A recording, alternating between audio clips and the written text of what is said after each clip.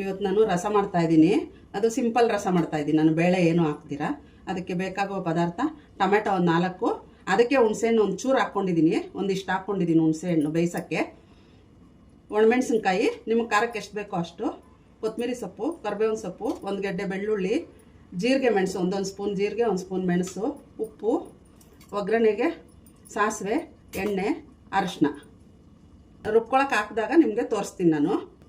ಈಗ ರುಬ್ಕೊಳ್ಳೋಕ್ಕೆ ಬೇಯಿಸಿರೋ ಹುಣಸೆಹಣ್ಣು ಮತ್ತು ಟೊಮೆಟೊ ಹಾಕ್ಕೊಂಡಿದ್ದೀನಿ. 1/4 ಟೀ ಸ್ಪೂನಷ್ಟು ಅರಿಶಿನ,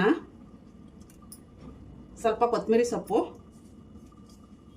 ಸ್ವಲ್ಪ ಕರಿಬೇವಿನ ಸೊಪ್ಪು, ಇದು ಹಾಕ್ಕೊಂಡು ರುಬ್ಕೊಂಡು ಬರ್ತೀನಿ. ಇವಾಗ ರುಬ್ಕೊಂಬಂದಿದ್ದೀನಿ ರಸಕ್ಕೆ. ಆಮೇಲೆ ಒಗ್ಗರಣೆ ಹಾಕೋ ತೋರಿಸ್ತೀನಿ. ಇದಾದಮೇಲೆ ಇವಾಗ ಪುಡಿ ಮಾಡ್ಕೊಳ್ಳೋದು ಹೇಳ್ತೀನಿ.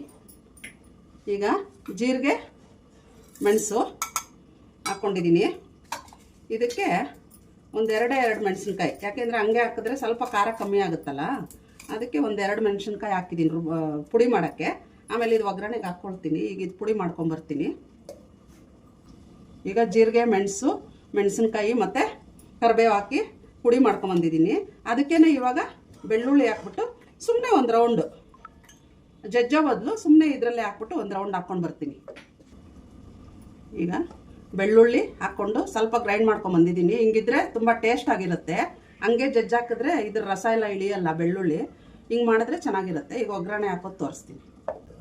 ಈಗ ರಸಕ್ಕೆ ಒಗ್ಗರಣೆ ಹಾಕ್ಕೊತಾ ಇದ್ದೀನಿ. ಎಣ್ಣೆ ಸ್ವಲ್ಪ, ಸಾಸಿವೆ,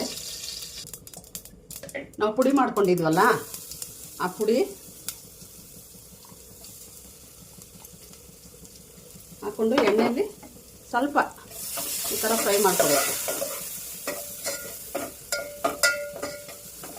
ಸುಮ್ಮನೆ 1-2 ನಿಮಿಷ ಅಷ್ಟೇ. ಈಗ ಒಣಮೆಣಸಿನ್ಕಾಯಿ ಹಾಕಬೇಕು. 1-2 ಮುರಿದು ಹಾಕ್ತೀನಿ, 1-2 ಅದೇ ಥರ ಹಾಕ್ತೀನಿ. ಈಗ ಕರಿಬೇವು,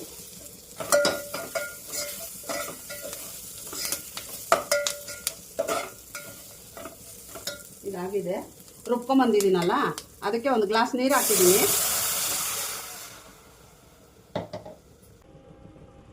ಈಗ ನೀರು ಹಾಕಿದ್ದೀನಿ 1-2 ಗ್ಲಾಸು.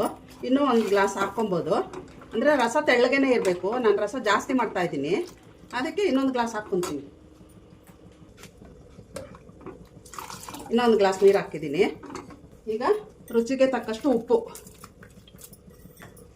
ಇಷ್ಟೇ. ಏನು ರಸ ಒಂದೇ ಒಂದು ಸತಿ ಕುದಿ ಬಂದರೆ ಮುಗೀತು. ತುಂಬ ಬೇಯಿಸಬಾರ್ದು ರಸನ, ಫ್ಲೇವರ್ ಎಲ್ಲ ಹೊಟ್ಟೋಗುತ್ತೆ. ಈಗ ಹೈ ಫ್ಲೇಮಲ್ಲಿ ಇಟ್ಕೊಂಡು ಒಂದೇ ಒಂದು ಕುದಿ ಬರಲಿ. ಈಗ ನೋಡಿ, ಒಂದೇ ಒಂದು ಕುದಿ ಬರಬೇಕು. ಇಷ್ಟೇ ಸಾಕು. ಇವಾಗ ಆಫ್ ಮಾಡಿಬಿಡ್ಬೇಕು, ಇಲ್ಲಾಂದರೆ ಅದ್ರ ಟೇಸ್ಟ್ ಎಲ್ಲ ಹೊಟ್ಟೋಗುತ್ತೆ. ಇವಾಗ ಒಂಚೂರು ಇದಕ್ಕೂ ಕೊತ್ತಂಬರಿ ಸೊಪ್ಪು ಹಾಕ್ತೀನಿ. ಈಗ ಕುದಿ ಬಂದಿದ ತಕ್ಷಣ ಮುಚ್ಚಿಬಿಡ್ಬೇಕು, ಅಷ್ಟೇ, ಆಫ್ ಮಾಡಬೇಕು. ಇಷ್ಟೇ. ಈಗ ರಸ ಆಗೋಯ್ತು. ಈಗ ಟೊಮೆಟೊ ರಸ ರೆಡಿಯಾಗಿದೆ. ಇದು ಬಿಸಿ ಬಿಸಿಯಾಗಿ ಅನ್ನಕ್ಕೆ ಹಾಕ್ಕೊಂಡು ತುಪ್ಪ ಹಾಕ್ಕೊಂಡು ತಿನ್ನಿ, ತುಂಬ ಚೆನ್ನಾಗಿರುತ್ತೆ.